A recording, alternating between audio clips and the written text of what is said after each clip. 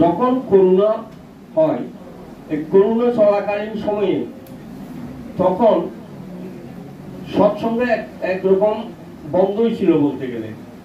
সেই সময় এই তরুণ শঙ্কর রায়চৌধুরী মহোদয় তিনি প্রতি সপ্তাহে রাউজান সৎসঙ্গ কেন্দ্রে, তখন কেন্দ্র ছিল রাউজান সৎসঙ্গ কেন্দ্রে, প্রতি শুক্রবারে জমজমাট সৎসঙ্গ করেছেন।